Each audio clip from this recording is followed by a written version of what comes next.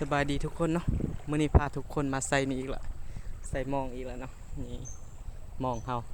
าสิใส่ปะไว้ว่างนี่เนาะแต่ว่าเฮาจะบ่ยามเฮาใส่ปะไว้มื้ออื่นเช้าเฮาจังมายามเนาะมื้ออื่นเช้าเฮาจังมากลัวเอาเดี๋ยวถ้าเบิ่งมื้ออื่นว่าจะได้หลายบ่เพราะว่าปลาอยู่นี่ก็หลายได้อยู่ห้วยนี่เดี๋ยวเฮาจะใส่ปะนี่เนาะใส่ออมไปหุ่นปะไว้เดี๋ยวมื้ออื่นเช้าแล้วจังมายามเนาะเดี๋ยวขอตัวใส่ก่อนนี่เนาะเฮาใส่แล้วล่ะนี่ส่วนมันอยู่แจนนี่เนาะเฮาใส่เลี่ยนไปพุ่นเห็นเนาะโค้งไปพุ่นไปไว้เจพุ่นเนาะเฮาจะใส่ปะไว้นี่เดี๋ยวมื้ออื่นเช้าจังมาเบิ่งเนาะเดี๋ยวมื้ออื่นเช้าพาทุกคนมาเบิ่งว่าจะได้หลายบ่มือมื้อเช้านี่เนาะมื้อเช้าเฮาก็มาใส่ได้ปลาบักหลายๆเนาะแต่ว่าบ่ได้ถ่ายให้เบิ่งเนาะแปรงตีนมันก่อนโอเคบัดนี้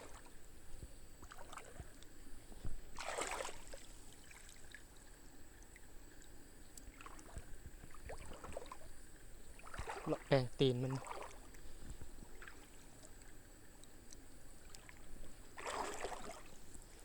ถ้าเฮาบ่แปรงมันเป็นร่วงนอนได้แล้วบัดนี้ได้เห็นบ่ปลาแลนบักหลายๆนี่เห็นบ่พุ่นไปแล้วปลาลายเนาะเดี๋ยวมื้ออื่นเช้าจังฮู้เนาะว่ามันได้บ่น่าจะได้เนาะเดี๋ยวมาเบิ่งมันมีโต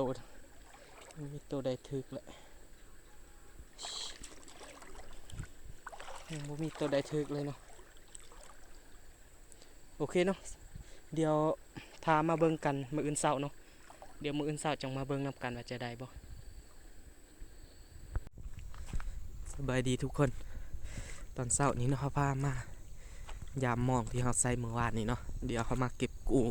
ตอนเช้านี้เลยมาเบิ่งว่าจะได้บ่อุ้ยปลาบักหลายๆนี่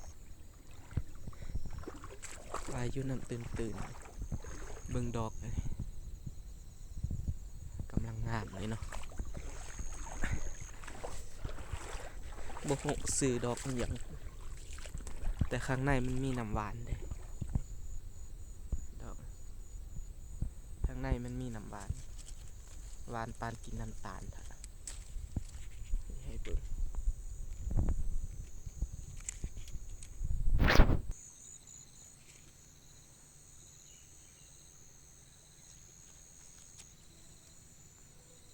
เด้น้ำมันอยู่ทางในเนาะเห็นบ่มันย่อยใส่มือแล้วนี่หวานดิหวานกินน้ำตาลท่ะดอกนี่อยู่เทิงบักหลายๆ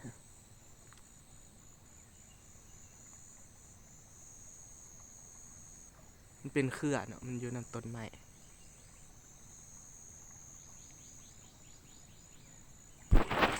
ไปเบิ่งหมองเฮาบัดนี้เนาะมันสิได้บ่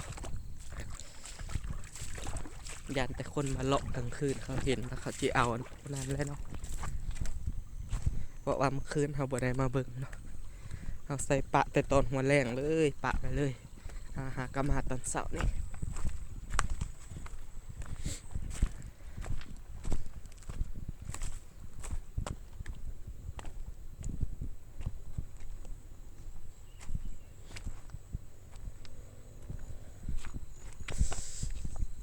มองยังอยู่บ่เนาะเดี๋ยวไปเบิ่งค่ะเบิ่งเครือบ่เห็นเลย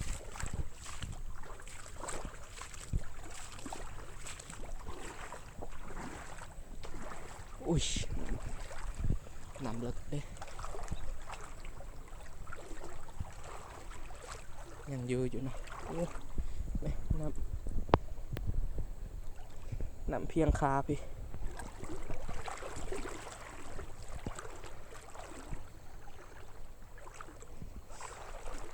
มีปลาบ่เนาะคือบ่เห็นปลาถึก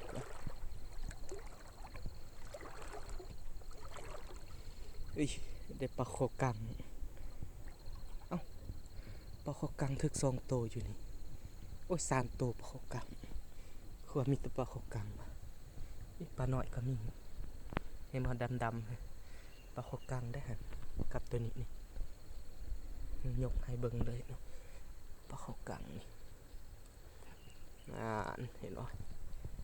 ตัวดำๆนี่ปลาขอกังได้ปลาขาวเด้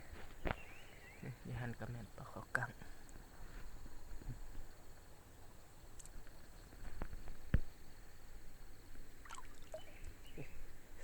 นี่ก็แม่นปลาขอกัง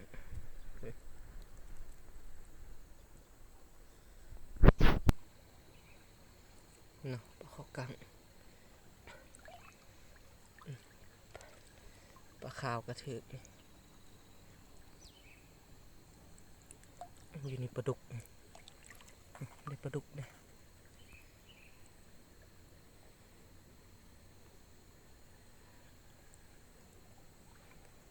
เลาะเบิ่งก่อนนะอุ้ยมีกระไรปลาดุกอุ้ยตัวงามเลยตัวนี้ตัวงามเลยตัวนี้เดี๋ยวหลุดซะปลุดลงเนาะ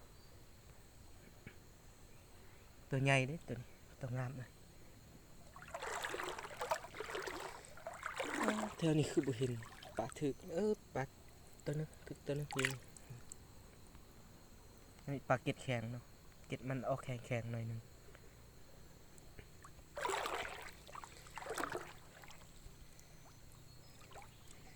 โอ้อีว่ามากวนกันถึกอยู่นี่บักหลาย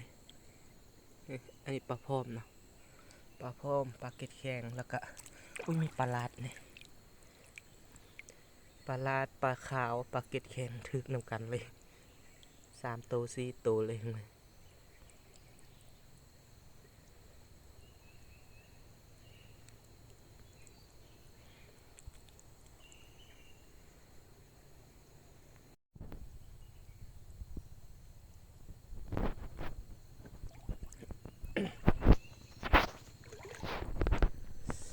นี่ก็ถึก2 ตัว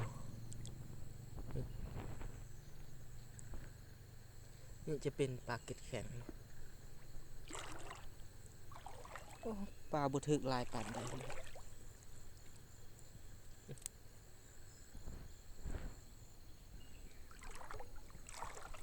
ไปเบิ่งทางเจพี่น่าจะทึกอยู่นี่อุ้ยทึก3 ตัวเห็นว่าขาวๆนี่ก็ปลาเก็ดแข็งลายขนาดตัวนี้ก็เป็นปลาเก็ดแข็งโอ้มันทึกนี่ปลาเก็ดแข็งหมดเลย3 ตัว 4 ตัว 5 ตัวโอ้ทึกอยู่นี่ลายอยู่ตัวนึง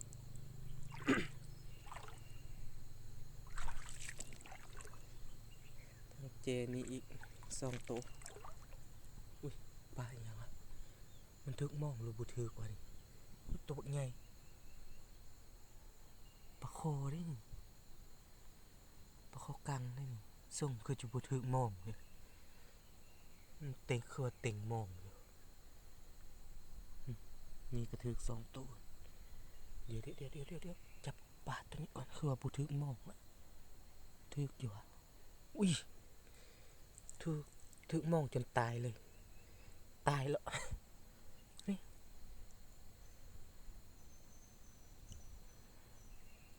คอใหญ่ว่าตายสักนี่2 ตัว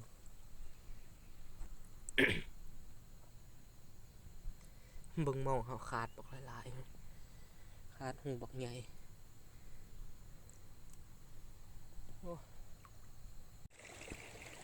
นี่เนาะเราเก็บกูหมดแล้วเนาะได้ลายอยู่เด้อบ่แม่นน้อยๆเด้อเห็นบ่อ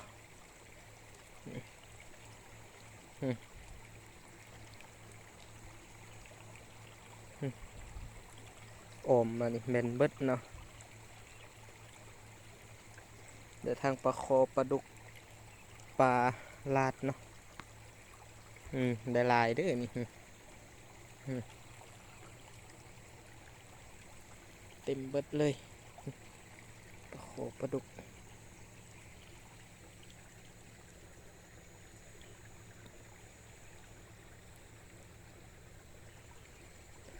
ถ้าว่าจะเอาไปปลดอยู่เฮือนเอาเนาะมันปลดยากอยู่นี่เดี๋ยวเอาไปแทนปะไว้เสาเฮือนแล้วก็ปลดออกเนาะอืมได้อยู่ได้พอปิงเสานี่อยู่โอเคเนาะสำหรับคลิปนี้ขอจบสำนี้เนาะเดี๋ยวพอกันคลิปหน้าเนาะเดี๋ยวเราจะเอาปลาไปปลดก่อนปิงกินข้าวเสาเลยนี่ปลาสดๆแบบนี้ปิงแซ่บดิ